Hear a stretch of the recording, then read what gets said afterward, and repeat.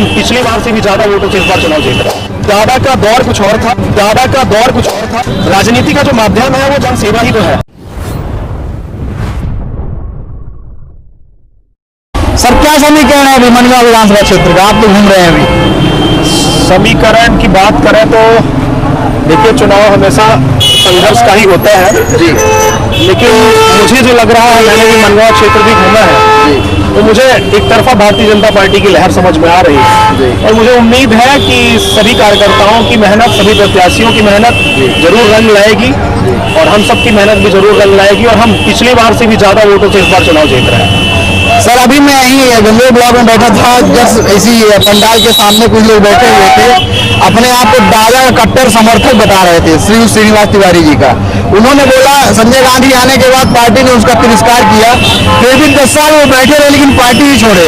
सिद्धार्थ तिवारी जी ने गलत किया, क्या कहना चाहेंगे इस पे? देखिए, वो अपनी जगह बिल्कुल सही हो सकते हैं, वो मेरे बड़े हैं, मैं उनकी बातों को ओवर ड्रॉप नहीं कर सकता, मैं उनकी बातों को काट नहीं सकता, लेकिन मैं उनसे भी ये निवेदन करना चाहूंगा कि दादा का दौर कुछ और था, उस समय का समय कुछ और था, अब का समय इतनी तेजी से भाग रहा है। अगर आप राजनीतिक परिदृश्य को देखिए, पिछले जो राजनीतिक परिदृश्य है, कि अगर आप 5 साल मेहनत करें और आपको चुनाव लड़ने का मौका ना मिले तो कहीं ना कहीं जनता आजकल ढूंढती भी बहुत जल्दी।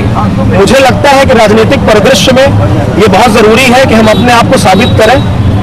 राजनीति का जो माध्यम है वो जनसेवा ही तो है।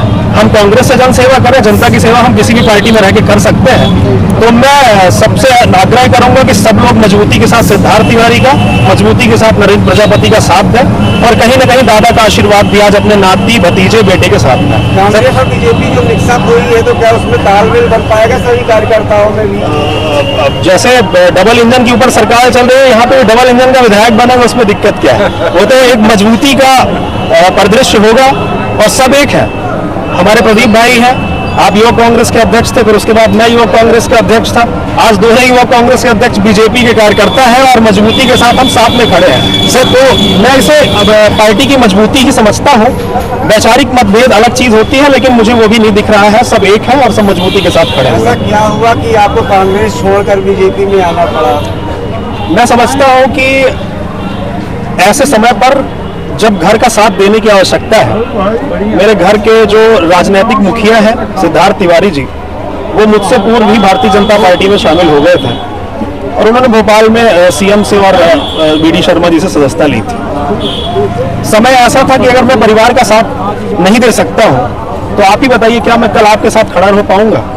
तो मैं समझता हूं कि परिवार की मजबूती के लिए, उनकी मजबूती के लिए और आप सबके, कहीं ना कहीं आप सबके पूरे मनगांव अंचल की मजबूती के लिए मैं उनके साथ खड़ा हूं, भारतीय जनता पार्टी के साथ खड़ा हूं। कल पद्मेश गौतम जी ने कहा कि बीजेपी जो है तो डरी हुई है, इसलिए शीर्ष नेतृत्व को ला रही है यहाँ पर। गृह मंत्री जी आप पिछले पद्मेश जी मेरे बड़े भाई हैं, मैं उनका सम्मान करता हूँ, लेकिन मैं उनको ये भी बताना चाहता हूँ कि अभी का रिकॉर्ड ना देखें। बीजेपी जो है कार्यकर्ताओं की पार्टी है, ये नेताओं की पार्टी नहीं। यहाँ पे कार्यकर्ता और संगठन ही सर्वोपरि होता है।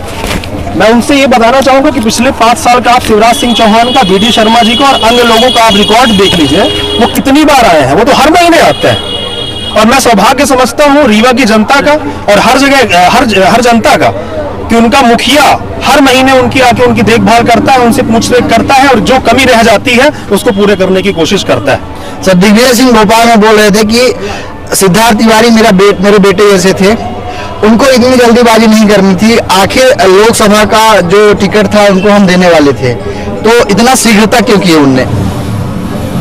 हार जाएंगे वहां से, वो बड़े नेता है, वो मैं उसमें कोई कमेंट नहीं करना चाहता हूँ, लेकिन अगर बेटा है और जैसा आपने बोला कि बेटे हैं, तो अगर बेटे ने पार्टी बदल दी तो क्या वो बेटा नहीं कहलाएगा? उनको तो अभी भी आशीर्वाद देना चाहिए। नहीं तो क्या वहाँ पे श्यामलाल जी पूर्व विधायक, तिवारी लाल जी, इन सबका सपोर्ट मिल पाएगा क्या?